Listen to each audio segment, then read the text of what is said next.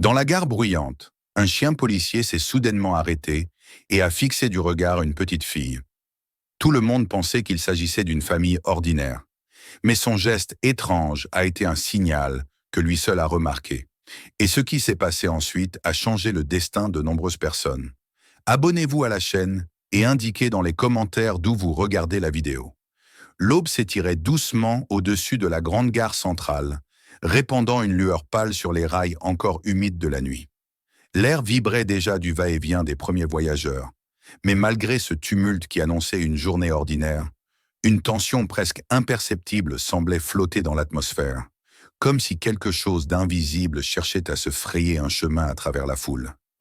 Les haut-parleurs diffusaient des annonces mécaniques, les valises roulaient sur le sol lisse, les portes des trains claquaient, et les cafés du hall envoyaient leur premier parfum de viennoiserie chaude. C'était le décor quotidien d'une grande ville, un paysage humain où chaque silhouette se fondait dans la multitude sans attirer l'attention. Pourtant, ce matin-là, au milieu de cette routine familière, un détail allait tout bouleverser. Jason Harper connaissait par cœur l'ambiance de ce lieu.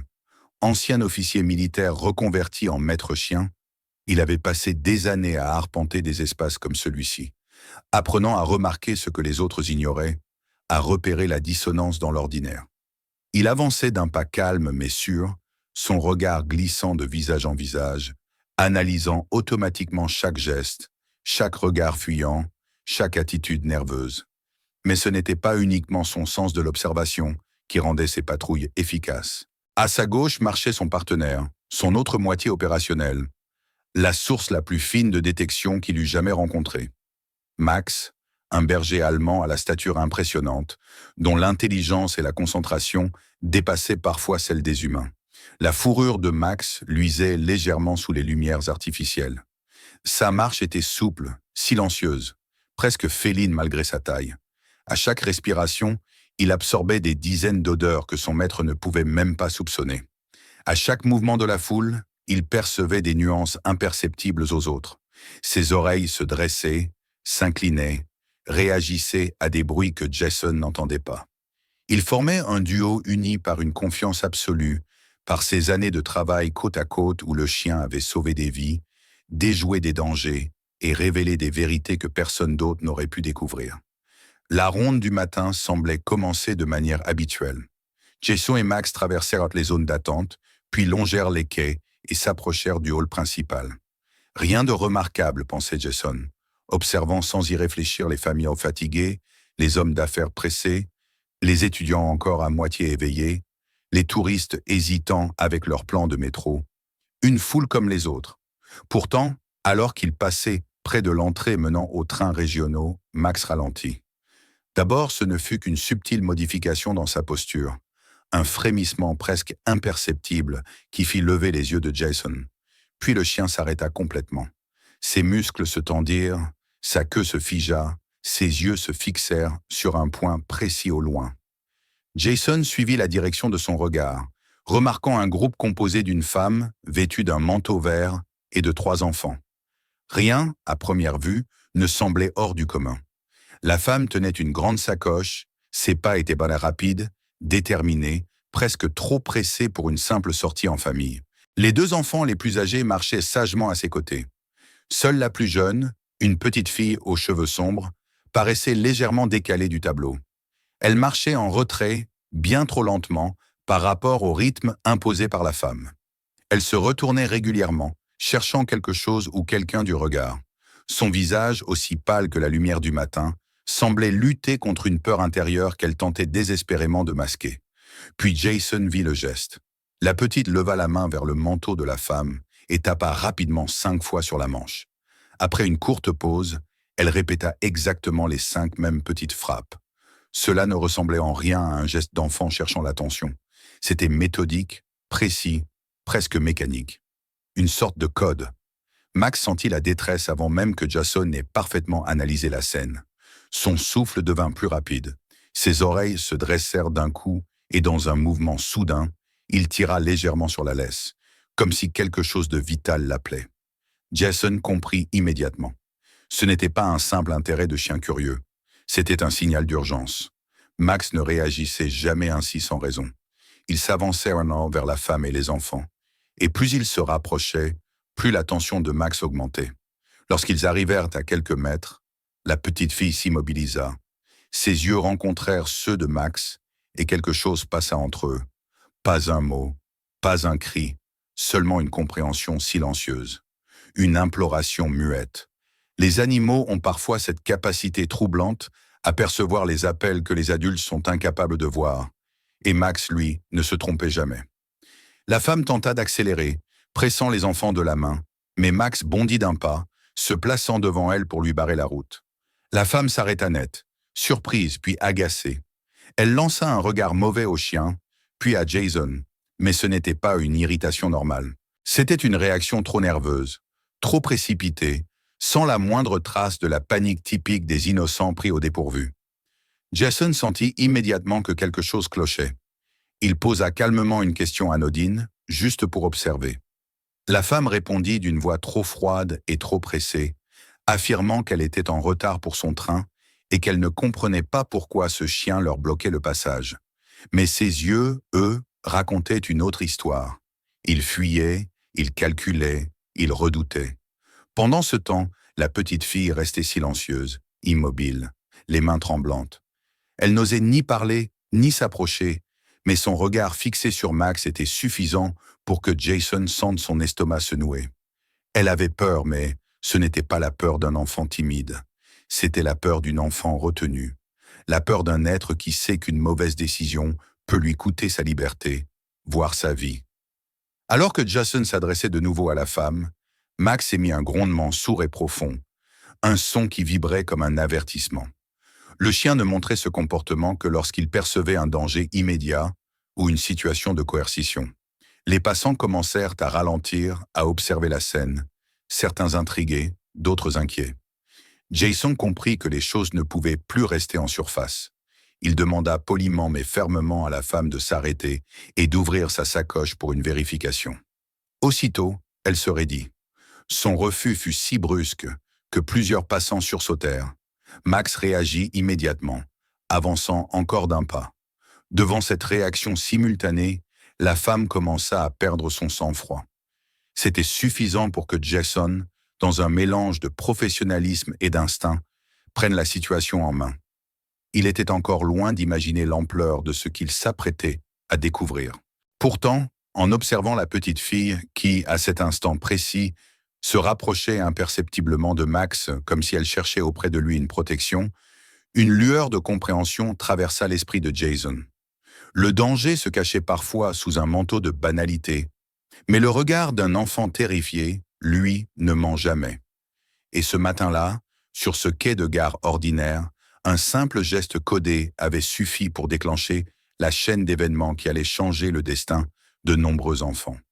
Max venait d'entendre un appel que personne d'autre ne pouvait percevoir. Jason, lui, venait de décider qu'il le suivrait jusqu'au bout. Lorsque la femme tenta de faire un pas en arrière, Jason sut que plus rien ne serait simple désormais. La paix apparente de la gare n'était plus qu'une illusion. Quelque chose de bien plus sombre venait d'émerger, et le duo formé par l'homme et le chien venait de franchir la première frontière vers une vérité qui dépasserait tout ce qu'ils avaient rencontré jusque-là. La tension qui avait envahi la gare ne se dissipa pas lorsque la femme tenta de se justifier, mais au contraire, elle s'épaissit, devenant presque palpable, comme si l'air lui-même retenait son souffle. La réaction de Max, le regard terrifié de la petite fille, la nervosité inhabituelle de la femme, tout se mêlait désormais dans un même faisceau de signes évidents que Jason ne pouvait plus ignorer. Il s'approcha d'un pas mesuré, conscient que chaque geste pouvait déclencher une réaction imprévisible. Max, toujours immobile devant la femme, demeurait en posture d'alerte, ses muscles prêts à agir à la moindre menace. La foule autour d'eux formait un demi-cercle silencieux, certains murmurant, d'autres observant avec des yeux troublés, sans comprendre réellement ce qui se jouait sous leurs yeux. La femme, quant à elle, tentait désespérément de retrouver contenance. Mais son regard fuyant, ses mouvements brusques et son refus catégorique de coopérer la trahissaient davantage que ses paroles. Jason se présenta calmement, d'une voix ferme mais sans agressivité, expliquant la nécessité d'une vérification de routine. Il savait que la plupart des personnes innocentes réagissaient d'abord par surprise, parfois par contrariété, mais rarement par refus absolu. La femme pourtant réitérait son opposition avec une agitation manifeste, répétant qu'elle n'avait rien à cacher, qu'elle était simplement pressée, qu'il n'avait pas le droit de la retenir. Sa voix montait dans les aigus, chaque phrase plus saccadée que la précédente, comme si la panique commençait à fissurer le vernis de contrôle qu'elle tentait de maintenir. Deux agents de sécurité de la gare, alertés par la situation qui s'éternisait et par l'attitude intransigeante de la femme, approchèrent. Leur présence sembla intensifier la nervosité de cette dernière. Elle fit un mouvement précipité pour saisir la main de la plus petite fille, mais Max réagit instantanément, avançant la tête d'un geste sec, sans agressivité, mais avec suffisamment de détermination pour l'arrêter net. Le grognement sourd qu'il émit ne laissait plus place au doute. Il percevait un danger réel. Les agents demandèrent à la femme d'ouvrir sa sacoche. Sous les regards insistants qui pesaient sur elle, elle comprit qu'elle n'avait plus d'issue et, au lieu de se résigner, elle opta pour une stratégie confuse consistant à protester bruyamment. Jason, lui, restait concentré, persuadé que quelque chose de grave se cachait derrière cette agitation. Finalement, l'un des agents, constatant l'opposition persistante, prit la sacoche des mains de la femme et l'ouvrit. Le silence qui s'installa fut presque irréel.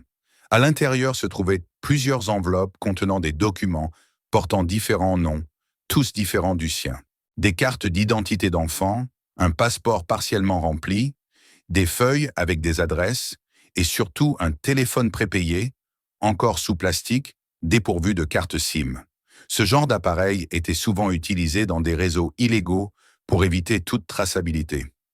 Mais le plus troublant demeurait une série de photographies, prises de loin, montrant des enfants qui jouaient dans la rue, marchaient vers l'école ou attendaient devant des magasins. Aucun de ces clichés ne paraissait innocent. Ils avaient été pris en secret sans que les enfants ne s'en doutent, ce qui fit frémir plusieurs personnes autour.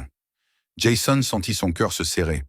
Il releva les yeux vers la petite fille, qui observait la scène avec une sorte de soulagement mêlé à une profonde inquiétude, comme si elle craignait encore que tout ne bascule.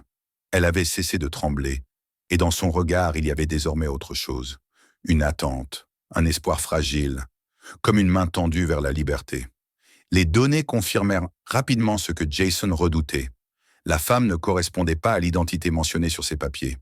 Les autorités, sollicitées en urgence, découvrirent que son vrai nom était lié à plusieurs enquêtes ouvertes concernant une série de disparitions d'enfants dans plusieurs régions. Les photographies trouvées dans la sacoche prenaient alors un sens sinistre. Elles n'étaient pas des souvenirs, mais des repérages. La petite fille, elle, était identifiée comme une enfant portée disparue depuis plusieurs semaines. Ses parents avaient lancé des avis de recherche, suppliant qu'on leur rende leur fille. Et elle se trouvait maintenant là, devant eux, au milieu d'une gare bondée, tenue par une étrangère qui n'avait rien de maternel. La petite finit par s'approcher davantage de Jason. Elle ne parlait toujours pas, mais son geste en disait long. Elle leva une main et, avec une lenteur douloureuse, reproduisit devant lui les 5 petits tapotements, suivis d'une pause, puis à nouveau 5. Ce mouvement répétitif qu'elle avait fait sur le manteau de la femme prenait désormais tout son sens. Jason sentit un frisson lui parcourir la nuque en comprenant qu'il s'agissait d'un signal d'alerte codé, quelque chose que ses parents lui avaient appris pour les situations d'extrême danger. Elle savait que les adultes ne le verraient pas, mais qu'un chien entraîné pourrait remarquer un comportement anormal. Elle avait eu raison. Max l'avait vue, l'avait entendue sans un son, l'avait comprise. Une enquête rapide fut menée sur place, révélant que la femme n'était pas seule. Elle faisait partie d'un réseau organisé, spécialisé dans le transport clandestin d'enfants, un réseau mobile, difficile à démanteler, utilisant des itinéraires changeants et des identités multiples.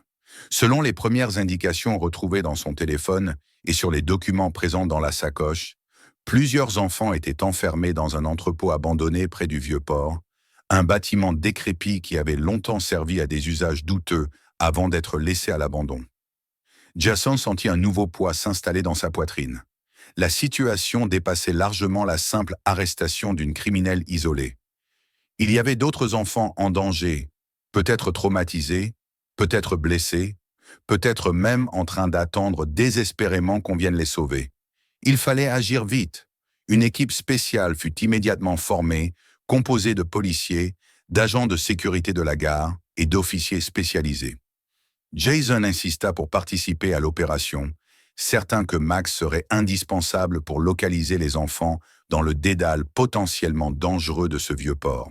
La petite fille fut confiée au service de protection de l'enfance. Mais avant que Jason ne s'éloigne, elle se pencha légèrement vers Max et posa timidement sa main sur la tête du chien. Le regard qu'elle lui adressa était un mélange poignant de gratitude et de tristesse. Puis elle fut emmenée. Jason resta un instant immobile, touché par la profondeur silencieuse de cet échange. Il savait que cet enfant venait de retrouver un souffle de liberté, mais il devinait aussi que d'autres attendaient encore ce même miracle. La nuit commençait à tomber lorsque l'équipe se déplaça vers la zone portuaire. Le contraste était frappant. La gare, pleine de vie quelques heures plus tôt, n'était plus qu'un souvenir lointain. Ici, dans ce quartier désert, seuls les lampadaires vacillants et le bruit du vent entre les structures métalliques témoignaient encore d'une présence humaine. Les ruelles sombres, les murs couverts de rouille et les hangars abandonnés composaient un labyrinthe inquiétant. C'est dans cet environnement lourd, presque pesant, que Jason sentit l'importance de Max plus que jamais. Le chien avançait avec détermination, guidé par son odorat affûté et son instinct infaillible. Il trottait légèrement en avant du groupe, s'arrêtant parfois pour analyser une piste, renifler une trace, capter une odeur familière, comme s'il pouvait déjà sentir les enfants enfermés quelque part. Jason marchait derrière lui, concentré, prudent, surveillant chaque recoin dans la pénombre. L'atmosphère était chargée d'une tension sourde, presque irréelle, et pourtant chaque pas rapprochait l'équipe de la vérité. Ils atteignirent finalement un vieux hangar dont la porte, massive et rouillée, semblait depuis longtemps inutilisée. Pourtant, Max s'arrêta devant, le museau collé au métal, les oreilles dressées. Il se retourna légèrement vers Jason comme pour dire « Ils sont là ». Jason sentit son cœur s'accélérer, une dernière bouffée d'adrénaline avant l'intervention. Tout se jouait maintenant. Le silence régnait dans l'équipe, chacun attendant le signal. À cet instant précis, le moindre bruit, la moindre respiration devenait déterminant. La vérification de la serrure confirma qu'elle avait été manipulée récemment. Ils étaient au bon endroit. Le temps d'une courte préparation, et le signal fut donné. Jason posa une main brève sur le dos de Max, ressentant la tension du chien, sa volonté, sa concentration impeccable. Puis la porte fut ouverte, et ce qu'ils allaient découvrir à l'intérieur dépasserait tout ce qu'ils avaient imaginé. L'odeur de poussière stagnante et de métal oxydé envahit l'air lorsque la porte du hangar s'ouvrit enfin, grinçant sous la pression des agents. Le silence qui s'en échappa n'avait rien de naturel. C'était un silence compact, étouffé, presque vivant, comme s'il avait enveloppé les lieux depuis des semaines, attendant que quelqu'un ose le briser. Jason sentit ses muscles se tendre davantage tandis qu'il avançait, prudemment, les yeux balayant la pénombre, conscient que chaque seconde pouvait révéler un détail essentiel. Max, placé juste devant lui, avança sans hésitation, guidé par une certitude intérieure qui semblait le pousser vers un point précis du bâtiment. Le hangar était vaste, plongé dans une semi-obscurité traversée seulement par quelques faisceaux de lampes. Les murs étaient couverts de graffitis effacés et le sol mêlait saleté, débris et traces d'humidité ancienne. Pourtant, malgré ce décor abandonné, quelque chose trahissait une utilisation récente. Une odeur humaine encore fraîche, des pas légers, des restes de nourriture à demi périmés. Max reniflait intensément, zigzagant entre les caisses empilées, jusqu'à ce qu'un gémissement presque inaudible perce finalement le silence. Jason s'arrêta, retenant son souffle. Le bruit venait de derrière une pile de caisses en bois qui formait une sorte de barrière improvisée. Max accéléra, contourna la structure et s'arrêta devant une porte secondaire fermée par une simple chaîne. Ses oreilles se dressèrent, puis il gratta doucement le sol de sa patte avant, se tournant vers Jason avec insistance. Ce dernier sentit une boule se former dans sa gorge. Le gémissement se répéta, cette fois plus clair et plus proche. Un agent coupa la chaîne d'un coup sec, et la porte s'ouvrit sur une petite pièce sombre, éclairée seulement par la lumière qui filtrait depuis le hangar. C'est là qu'ils les trouvèrent. 5 enfants, recroquevillés les uns contre les autres, couverts de couvertures trop fines pour les protéger du froid. Leurs visages étaient marqués par la peur. leurs yeux rougis par les larmes et le manque de sommeil. Ils semblaient si frêles, si silencieux, comme s'ils avaient oublié qu'ils avaient le droit de parler. Lorsque Max entra le premier dans la pièce, quelque chose changea. Les enfants se crispèrent d'abord en voyant la silhouette imposante du chien, puis, en remarquant son calme et sa douceur, leurs visages se détendirent légèrement. L'un d'eux, un garçon d'environ 8 ans, tendit timidement une main tremblante vers lui. Max approcha doucement son museau, comme pour lui dire que tout était fini, que le danger appartenait au passé. Jason observa la scène avec une émotion poignante. Il savait ce que signifiait ce silence, cet état d'alerte constant que les enfants portèrent dans leur regard. Il savait aussi que l'angoisse devait être encore plus profonde qu'il ne le montrait. Un agent appela immédiatement une équipe médicale et psychologique, mais Jason resta près des enfants un long moment, cherchant à les rassurer, répondant à leurs regards comme s'il posait 1000 questions silencieuses dont il tentait, à sa manière, de leur offrir les réponses invisibles. Une fois les enfants sécurisés, l'équipe entreprit de fouiller les lieux plus soigneusement. Plusieurs valises contenant des vêtements d'enfants, des objets personnels sans cohérence apparente, des papiers partiellement brûlés et divers appareils électroniques furent retrouvés. Il y avait aussi des carnets remplis de notes codées, d'itinéraires, de dates et de noms. Tout indiquait que ce hangar n'était qu'un point de passage dans un réseau plus vaste. Les découvertes laissaient entrevoir un réseau organisé, structuré, méthodique, opérant dans plusieurs régions. Et tout cela donnait à la situation une dimension encore plus sombre que ce que Jason avait imaginé lorsqu'il avait suivi Max dans cette aventure, liée à un simple signal silencieux. C'est alors qu'un bruit extérieur attira l'attention de l'équipe. Un moteur venait de démarrer à l'autre bout du hangar, là où une sortie secondaire menait à une ruelle adjacente. Les agents n'eurent pas le temps de réagir que la silhouette d'un homme se faufila dans la pénombre, courant vers un véhicule garé dans l'ombre. Il claqua la portière et le moteur rugit. Jason sentit l'urgence le saisir, mais avant qu'il n'ait pu faire un pas, Max avait déjà bondi en avant, traversant le hangar à toute vitesse. Le chien dépassa Jason comme une flèche, ses griffes claquant sur le sol de béton, son souffle puissant résonnant dans l'écho du bâtiment. La voiture sortit brusquement de la ruelle, mais Max ne ralentit pas. Il se lança à sa poursuite, ses muscles tendus, son corps entier propulsé par une force intérieure presque sauvage, mais parfaitement contrôlée. Jason courut derrière lui, son cœur battant à tout rompre, observant avec anxiété le duel improbable entre un chien et un véhicule lancé dans une fuite désespérée. La nuit tombée rendait la scène encore plus dramatique. Les phares de la voiture découpaient l'obscurité en couloirs de lumière. Mais Max, agile et rapide, progressait sur le côté où le chauffeur ne pouvait pas le voir.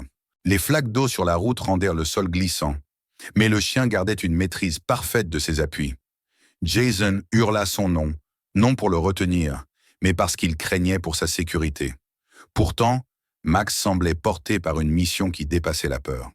Il avait déjà senti l'odeur du fugitif dans le hangar, et maintenant qu'il le poursuivait, cette odeur guidait chacun de ses pas, comme un fil conducteur qu'il ne pouvait pas rompre.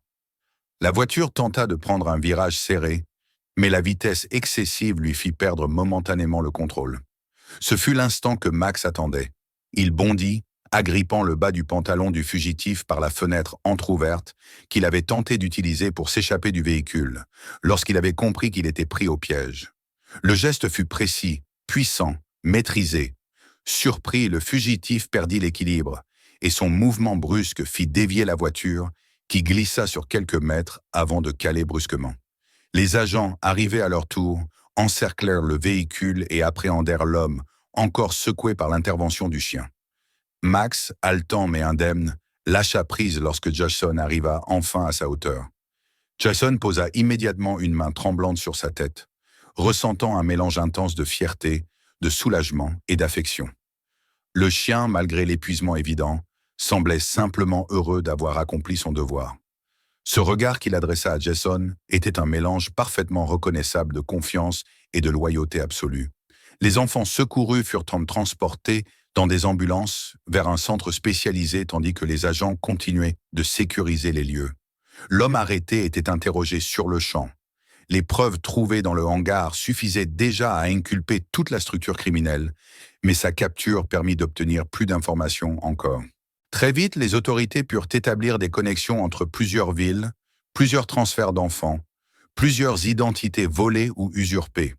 C'était une victoire inestimable, non seulement pour la justice, mais surtout pour les familles brisées qui attendaient des réponses depuis trop longtemps. Jason resta longtemps silencieux, observant la scène une fois tout le monde en sécurité. Il réfléchissait aux coïncidences apparentes qui, pourtant, n'en étaient pas. Si Max n'avait pas remarqué la détresse de cette petite fille à la gare, si ce simple geste codé n'avait pas été interprété, ces 5 enfants seraient peut-être encore enfermés dans l'obscurité de ce hangar. Et d'autres auraient pu subir le même destin. L'idée fit frissonner Jason. Il s'accroupit près de Max, qui s'était assis à ses pieds, calmement, comme s'il avait toujours su que cette mission les mènerait là.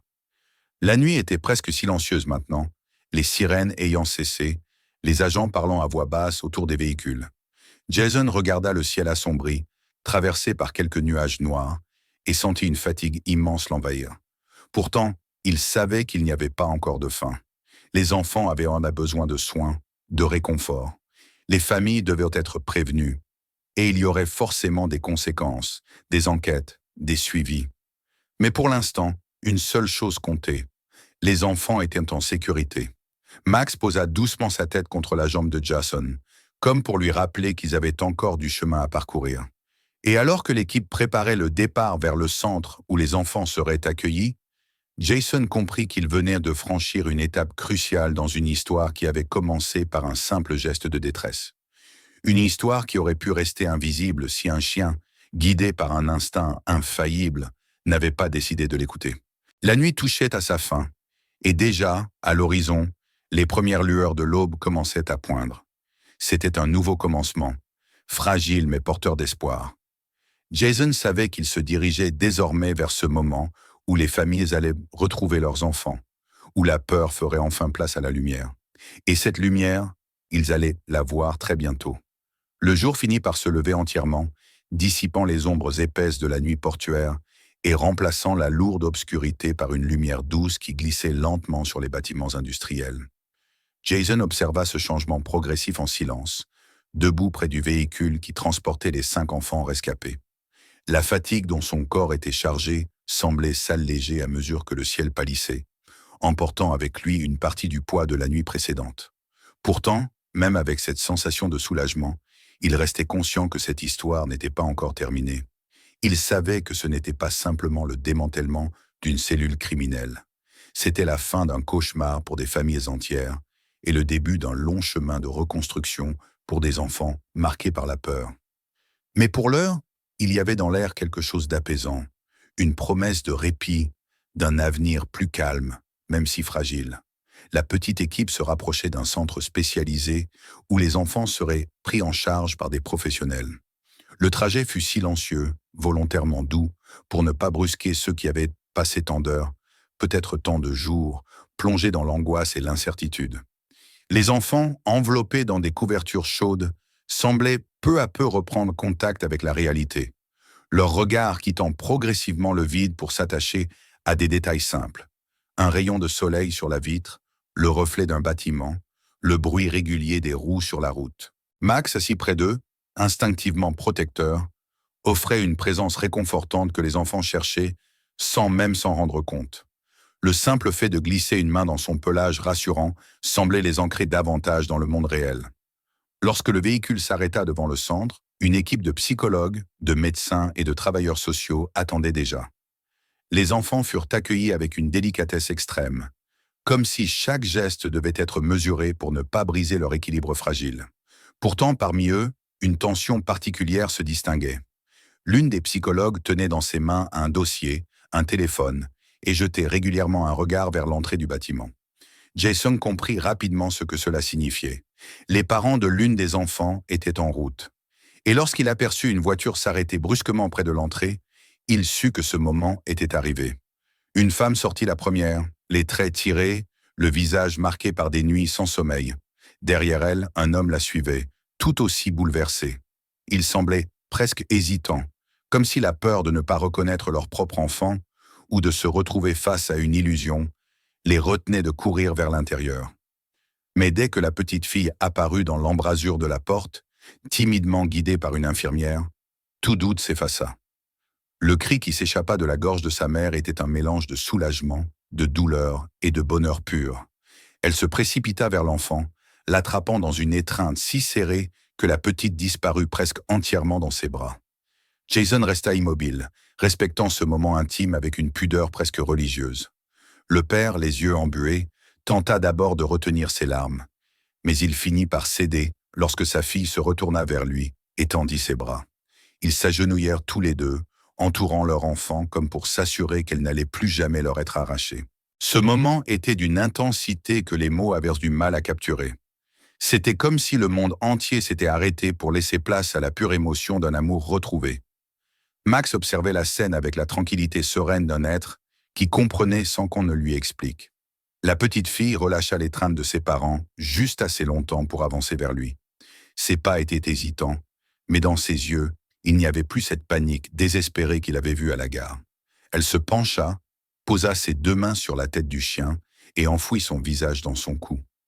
Max ferma les yeux, acceptant ce geste avec une douceur presque humaine. Ce contact silencieux parlait d'une gratitude que les mots n'auraient pas su exprimer. Jason sentit quelque chose se serrer dans sa poitrine en observant cette scène. Ce n'était pas seulement la fin d'une mission ou la simple satisfaction d'un travail accompli. C'était la conscience brutale que tout cela n'aurait peut-être pas été possible si Max n'avait pas remarqué ce geste discret à la gare, si le chien n'avait pas su reconnaître ce que tant d'adultes autour de lui avaient ignoré. Ce fut un rappel puissant du rôle unique que jouent parfois les animaux dans la vie des humains. Un rôle que ni la technologie, ni l'entraînement, ni l'expérience ne peuvent totalement remplacer. Max, par sa seule empathie, avait été capable de sauver des vies. Alors que les médecins prenaient en charge les enfants et que les autres agents discutaient des prochaines étapes, Jason s'éloigna légèrement pour respirer l'air du matin.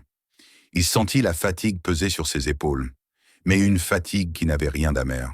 C'était celle des longues nuits de travail qui trouvent leur sens dans un dénouement heureux. Il repensa aux heures qu'ils venèrent de vivre, aux risques, à la poursuite, aux découvertes. Tout s'était enchaîné si vite, et pourtant chaque moment avait été déterminant, chaque décision essentielle. Max vint se placer près de lui, comme il le faisait toujours lorsque Jason se retirait dans ses pensées. Le chien posa sa tête contre sa jambe, et Jason, sans réfléchir, passa sa main sur son pelage. Il resta un long moment ainsi, en silence, tandis que la lumière du matin montait dans le ciel.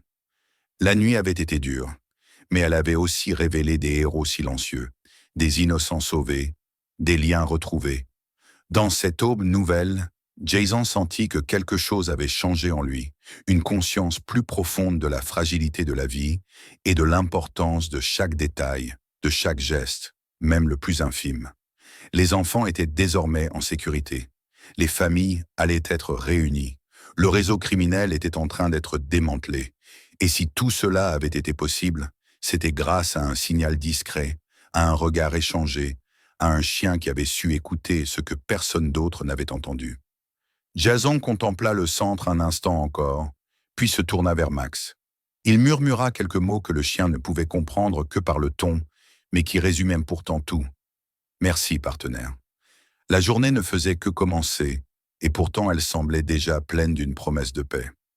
Jason savait que d'autres missions viendraient, d'autres enfants seraient là peut-être à sauver, d'autres dangers à affronter. Mais pour l'instant, il se permit de savourer ce moment suspendu, ce fragment de lumière dans un monde souvent noyé dans l'ombre. À travers les portes du centre, la petite fille le regardait encore, un sourire timide sur les lèvres. Ce sourire-là valait toutes les récompenses, tous les honneurs, toutes les nuits blanches. Et Jason, en voyant Max s'asseoir calmement à ses côtés, sut que tant qu'ils seraient ensemble, ils continueraient à répondre à ces appels muets que seuls les cœurs les plus attentifs savent entendre. Regardez d'autres histoires sur la chaîne. Il y a beaucoup à découvrir. Abonnez-vous et cliquez sur la cloche. Partagez la vidéo pour que davantage de personnes découvrent cette histoire. Indiquez dans les commentaires d'où vous regardez la vidéo.